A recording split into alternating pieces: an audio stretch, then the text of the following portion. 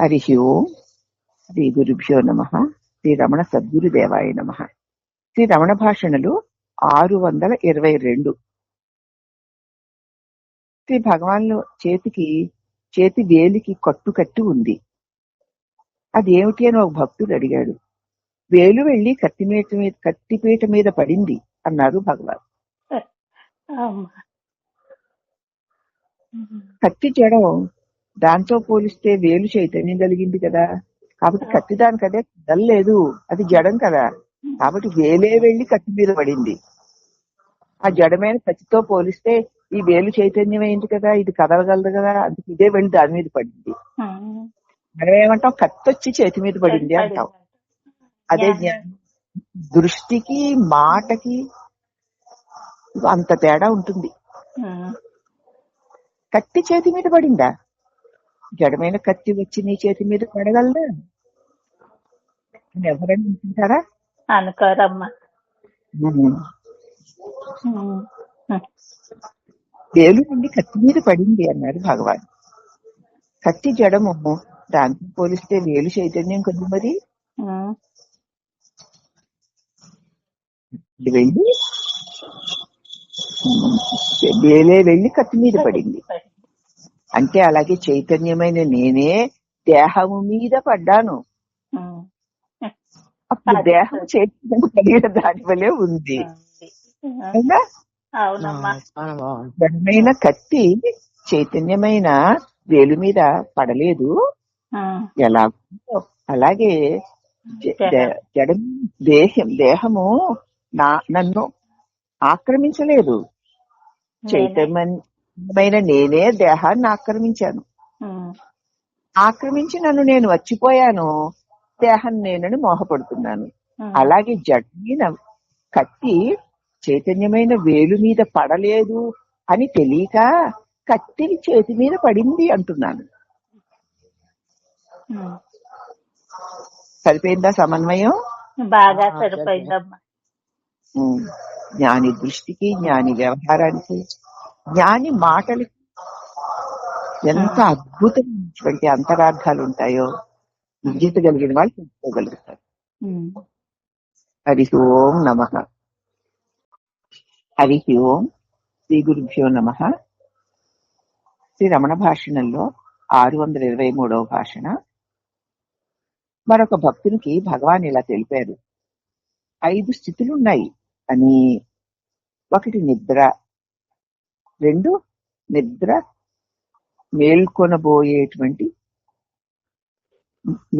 1 నిద్ర 5 స్థితులు ఉన్నాయని చెప్తూ, ఒకటేమో నిద్ర, రెండోది మేల్కొనబోయే ముందు ఆలోచన లేని స్థితి. ఒక నిద్ర ఏమీ తెలియదు కదా, తర్వాత లోకి రాబోవడానికి ముందు కలిగే ఆలోచన లేని స్థితి. 3 ఆలోచనలు లేకపోవడం వల్ల ఫలించిన సుఖ అనుభవం.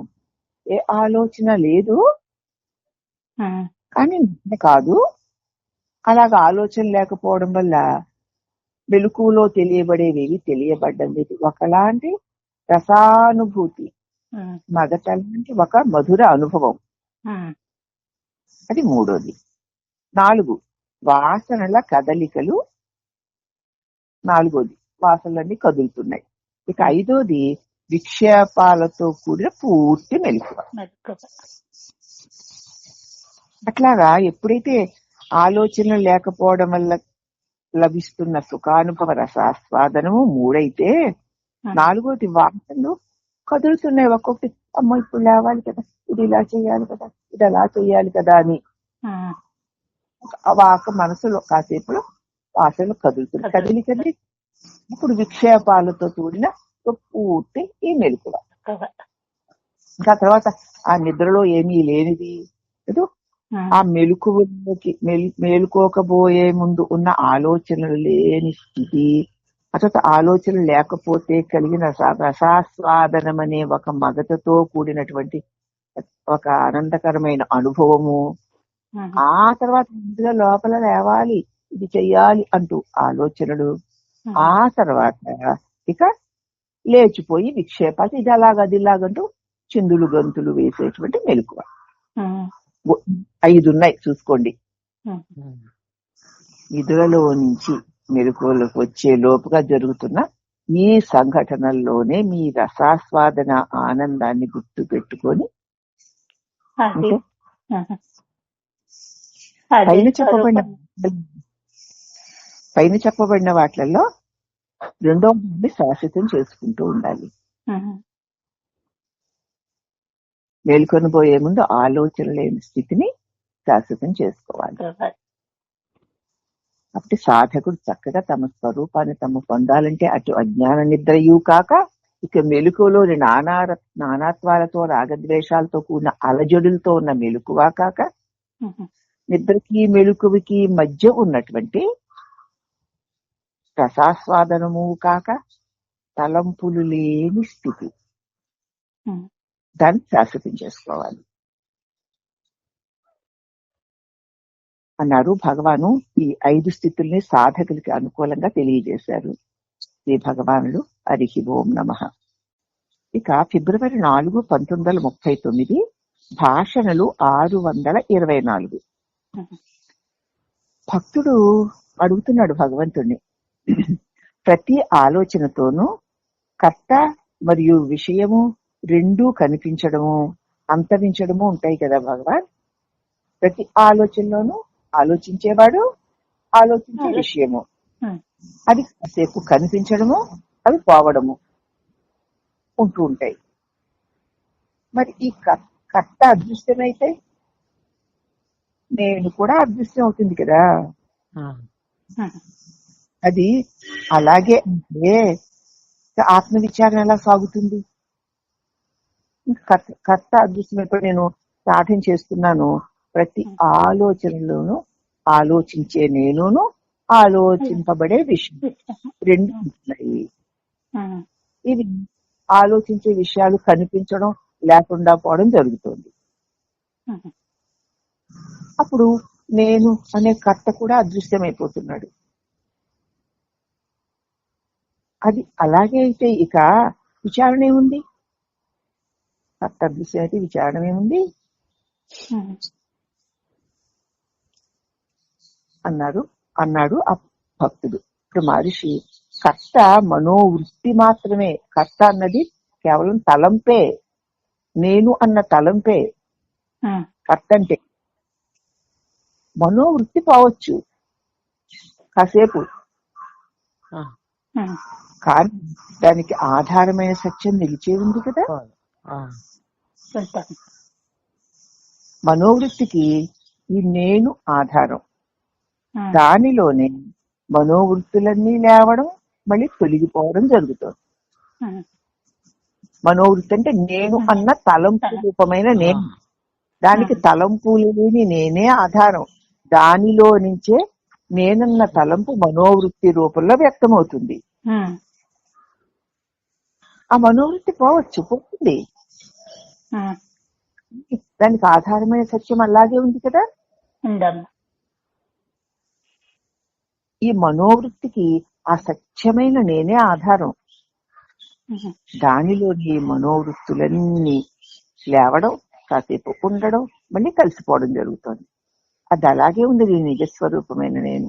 ఉమ్, దానిలో నుంచి లేచిన నేను మనోవృత్తి రూపమైన నేను ఉమ్, లెగుస్తుంది, కాసేపు కల్పనలు చేస్తూ ఉంటుంది, మళ్ళీ తొలగిపోతుంది.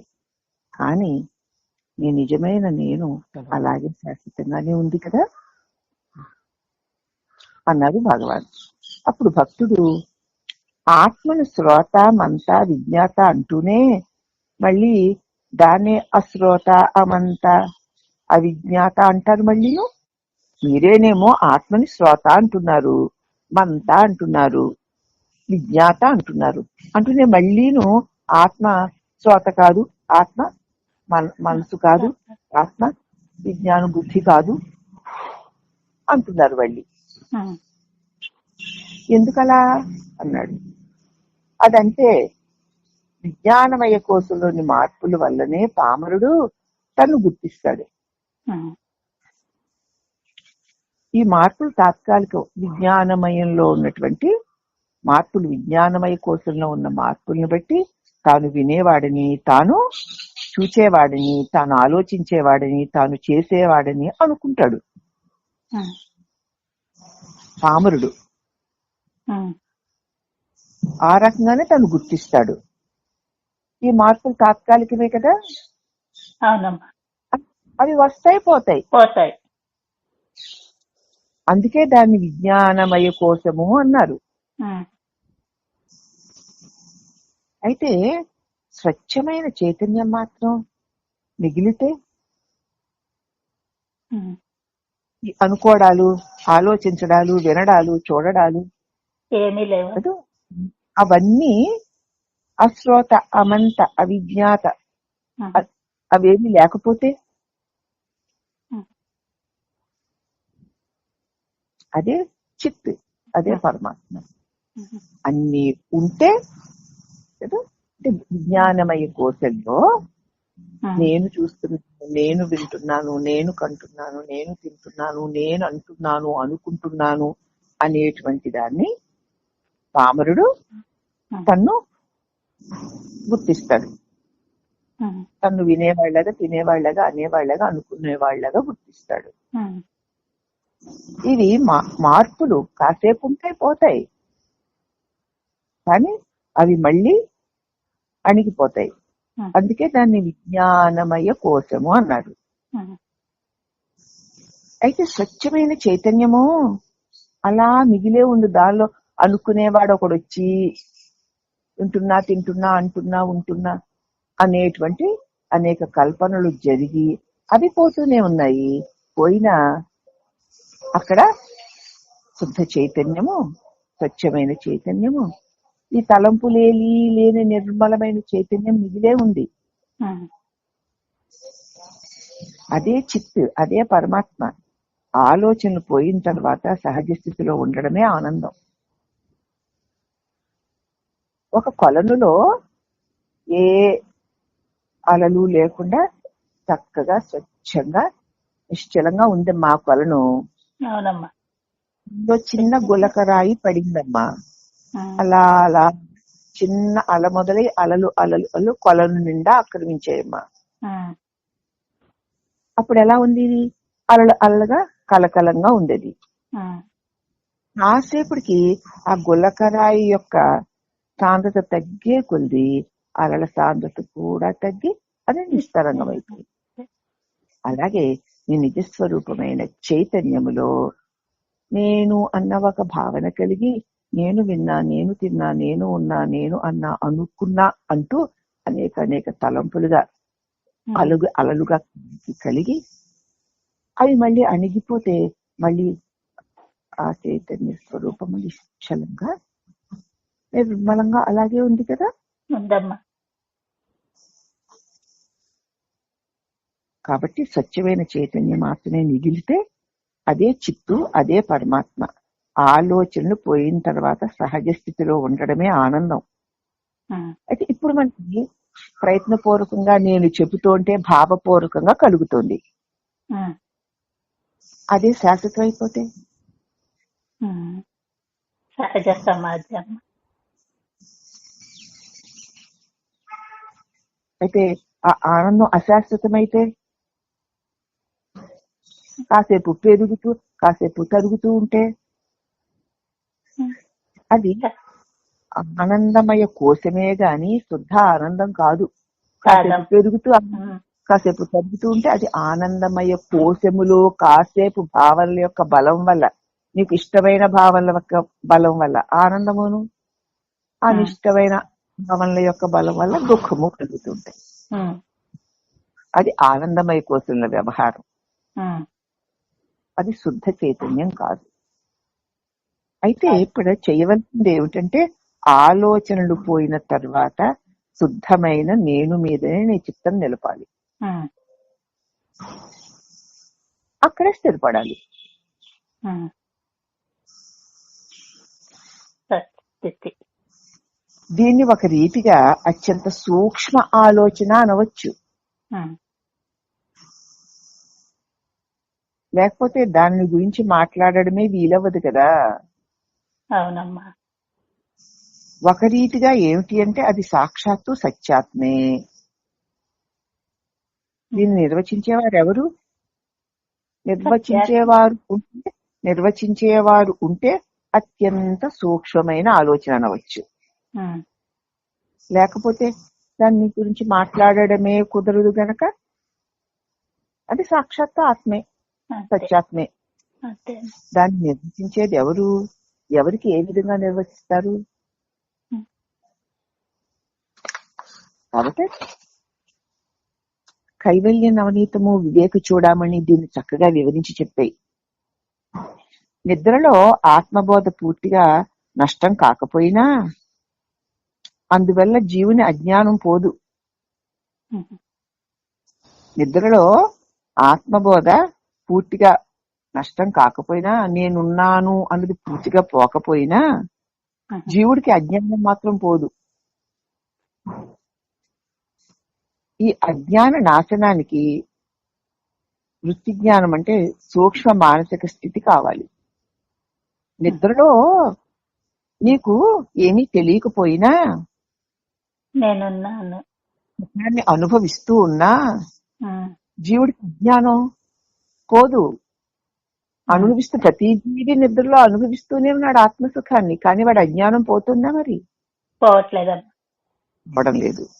అయితే ఈ జ్ఞాన నాశనానికి సూక్ష్మమైన మనస్సు యొక్క స్థితి కావాలి. ఎలాగంటే సూర్యరశ్మికి ప్రతి మండదు. ఓకే, ఎండలో కనుక నువ్వు పత్తి దూది పెడితే అది మండుతుందా? మండదు. కానీ ఆ పత్తి పైన ఒక భూతద్దాన్ని గనుక ఉంచితే అద్దం ద్వారా ప్రసరించిన సూర్యకాంతి ఆ ప్రత్తిని కాల్చేస్తుంది. ఎందుకు? మరి అదే సూర్యకాంతి కదా. భూతత్వం పెట్టేసరికి ఎందుకు కాలింది? భూతత్వం పెట్టకపోతే ఎన్ని రోజులు మండుటెండలో వేసిన దూది కాలదు కదా. మరి ఇలా భూతద్దం పెట్టేసరికి ఎందుకు కాలింది అంటే ఆ భూతద్దంలో సూర్య కిరణాల యొక్క వేడిని కేంద్రీకరించుకుంటూ ఉండగలిగే శక్తి ఉంది. ఆ శక్తి భూతద్దంలో నుంచి వెళ్లేసరికి సూర్యకిరణాల్లోని వేడి ఆ భూతద్దం ద్వారా ఆ దూది మీద పడి దూది కాలి. అలాగే ఇప్పుడు నువ్వు ఆత్మజ్ఞానం సర్వదా ఉన్నా అంతటా అందరికీ నేను నేను నేననే జ్ఞానం అందరికీ ఉంది. కానీ అందరూ జ్ఞానులు అయిపోతున్నారా? నేను నేను నేను నేను జ్ఞానంలో నేను రాజ్యం వెళ్తుంది. అందరికీ ఉన్నా అంతా ఉన్నా అది అజ్ఞానాన్ని పోగొట్టడం లేదు. అయితే ధ్యానం వల్ల ఆలోచనల సూక్ష్మ స్థితిని పొందితే, ధ్యానం వల్ల అంటే మనసు ఏకీకృతమై సూక్ష్మంగా తన స్వస్థితి యందు దృష్టినంతటినీ కేంద్రీకరిస్తే అర్థమవుతుందా? జ్ఞానం అప్పుడు నశిస్తుంది. ఇప్పుడు ఏమైపోయిందనమాట, భూతద్దంలోనికి సూర్యకిరణాలు ప్రవేశించేసరికి భూతద్దము ఆ వేడినంతటి తనలోకి తీసుకుని దాన్ని ఆ దూది మీద ప్రసరింప చేయగలిగింది. అప్పుడు దూది కాలిపోయింది. అలాగే ధ్యానము అంటే అనేక అనేక ఆలోచనలతో కూడి ఉన్నటువంటి మనోవృత్తిని ఏకాగ్రమైనటువంటి ఈ నేనన్న తలంపు మూలలో దృష్టి సూక్ష్మంగా నిలిపి చూస్తే అజ్ఞానం అప్పుడు నశించిపోతుంది. అజ్ఞానం అనే దూది కుప్పలన్నీ కాలిపోతాయి. అందుకే సూక్ష్మంగా చూడు, చూడు, తీక్షణంగా చూడు. అలా వీక్షించు, వీక్షించు, వీక్షించు. నీ వీక్షణలే వాటి యొక్క తీక్షణతే నీ అజ్ఞానాన్నంతా కాల్చేస్తుంది.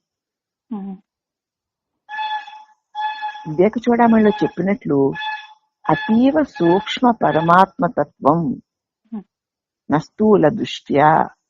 పరమాత్మతత్వం అతి సూక్ష్మమైంది. అది ఈ స్థూల దృష్టికి గోచరించదు. లోకంలోని జీవులందరూ నేను నేను నేను నేను అంటూ తమ నిజస్వరూపమునే నేనని స్మరిస్తూ తమ కాని శరీరమును నేనుగా భ్రమిస్తూ తిరుగుతున్నారు. వారు తమ స్వరూపమును నేనని స్మరించినంత మాత్రమున వారికి అజ్ఞానం పోయి ముక్తి కలుగుతుందా? కలగదు. అలాగే సూర్యుని యొక్క ప్రకాశం అంతటా సమానంగానే ప్రసరిస్తూ ఉన్నా సూర్యుని ఎండలో దూది పెడితే ఆ దూది కాలదు. కానీ ఆ సూర్యుని వెలుగులో భూతద్దాన్ని పెట్టి దాని కింద దూది నుంచితే కాలుతుంది. ఎందుకంటే సూర్యకిరణాలు ఏకీకృతమై భూతద్దం ద్వారా సూక్ష్మంగా ప్రయాణించడం చేత ఆ వేడిని తీసుకోగలిగి అది ఆ దూదిని కాల్చగలుగుతోంది. అలాగే మనము మన మన ధ్యానంలో మన ఆలోచనలన్నిటినీ ఏకీకృతం చేసి దానివల్ల సూక్ష్మాతి సూక్ష్మమైన జ్ఞాన కిరణాన్ని ప్రసరింపచేస్తే అది అజ్ఞానాన్ని హరిస్తుంది. అందుకే ఏకచింతన నాస్యమేత్యథ అన్నారు.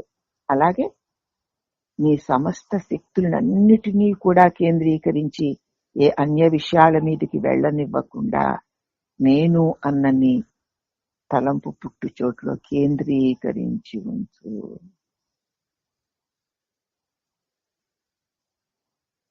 అప్పుడు వాసనలన్నీ తొలగిపోవడం చేత నేను అనే ప్రత్యేక వ్యక్తిత్వం ఇక తల ఎత్తడానికి అవకాశం లేకుండా భస్మమైపోతుంది.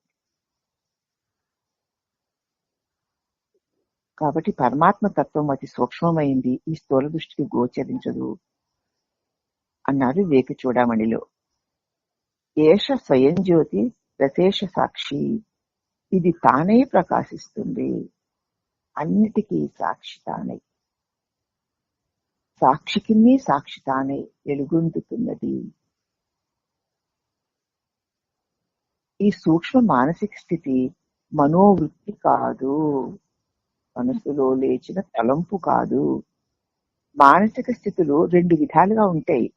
ఒకటి సహజమును, రెండవది విషయ రూపాలుగా మార్పు చెందేదిను. మానసిక స్థితులు రెండు రకాలు. ఒకటి సహజంగా ఉంది, ఒకటి తలంపు రూపాలు, నేను అన్న తలంపు రూపంలో ఉంది. రెండవది విషయాలతో చేరిపోయి మార్పు చెందేదిగా ఉంది. అవునా? నేను అంటే సహజమైందే, అది మేలు అనేటువంటి దాంతో చేరిపోయేసరికి మార్పు చెందుతుంది. మొదటిదేమో నిత్యము, రెండవది అహంకార కర్తృత్వ ఆధారముగా ఉన్నది. ఈ రెండవది నీటిలో పటిక పొడిలాగా లేకుండా పోతే ఆ మొదటిదే సదా మిగిలి ఉంటుంది. అంతేనా? అజ్ఞాన కలుషితం జ్ఞానాభ్యాసాత్ వినిర్మలః కృత్వాజ్ఞానం స్వయం నశ్యేత్ జలం కథకరేణువత్. అజ్ఞానమనే కలుషితముతో ఉన్న జీవభావన జ్ఞానాభ్యాసాత్ వినిర్మలః, తన స్వరూపమును తాను జ్ఞానము చేస్తుండగా నిర్మలమవుతుంది. ఎలాగంటే మురికి నీటిలో ఇందుపు గంధం కలిపితే మురికి పోయినట్లు తన స్వరూపమును ఏక చింతనతో ధ్యానము చేసినప్పుడు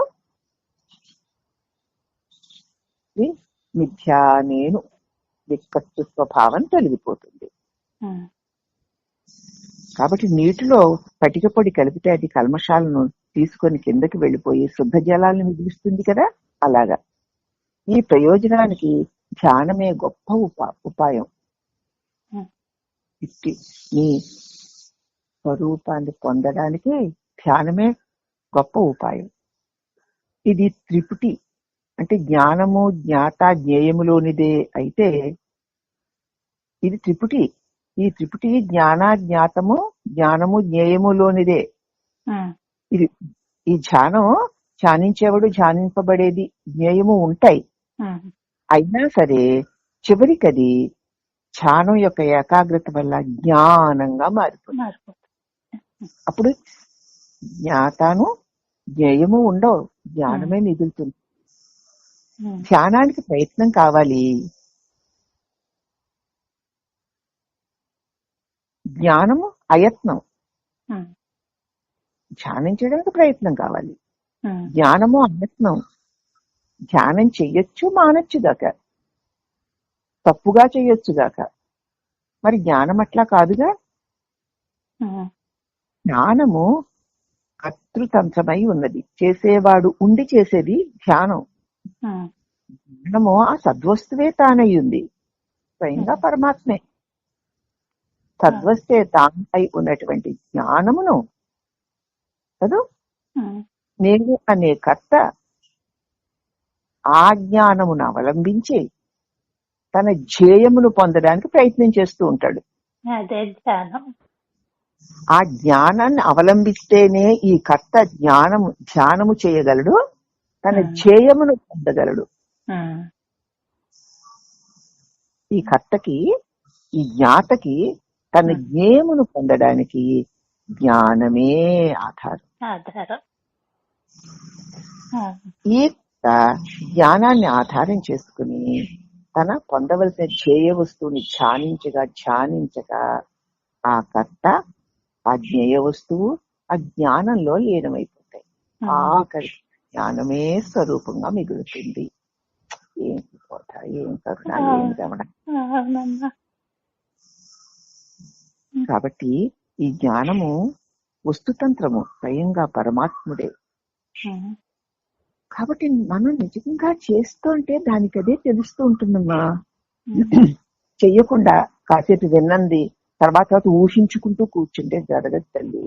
జరగదమ్మా. నేను అదే కదా, నేను ఇది కాదు కదా, ఆ ఊరికే పైన అనుకుంటుంటే కుదరదు. సూటిగా నీ లోపలికి నువ్వు ములిగి నీ ఇంద్రియ మనోశక్తులన్నిటినీ ఏకీకృతం చేసి నిధ్యాసనంతా నీ మూలం లోపల ఇగిచ్చి ఉంచితే తప్ప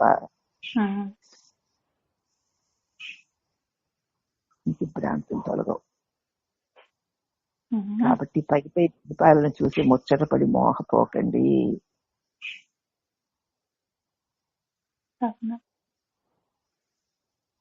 కాబట్టి ధ్యానానికి ప్రయత్నం కావాలి, జ్ఞానానికి ప్రయత్నం అక్కర్లేదు. ధ్యానం చెయ్యొచ్చు మానొచ్చు, తప్పుగా చెయ్యొచ్చు. జ్ఞానం అలా కాదుగా. ధ్యానము కర్తృత్వము, ఒక కర్త చేసేది. జ్ఞానము తనకు తానే ఉన్నది. తనకు తానే ఉన్న జ్ఞానమును ఆశ్రయించి ఈ ఝాత తనకు కావలసిన ధ్యేయ వస్తువుని ఈ జ్ఞాన ఆశ్రయంతో చేస్తున్నాడు. చేయగా ఈ జ్ఞాత అజ్ఞేయము ఈ జ్ఞానంలో వ్యక్తమైపోయి జ్ఞానమే మిగులుతుంది. అదే మీ స్వస్థితి అనే గొప్ప బోధని, జీవభావాన్ని తన మూలములో ఏకీకృతం చేయగలిగేంత నేర్పునిచ్చేటువంటి ఈ బోధకి అనేక నమస్కారములు. శ్రీరమణులకి కృతజ్ఞతాభివందనములు. హరి ఓం నమః.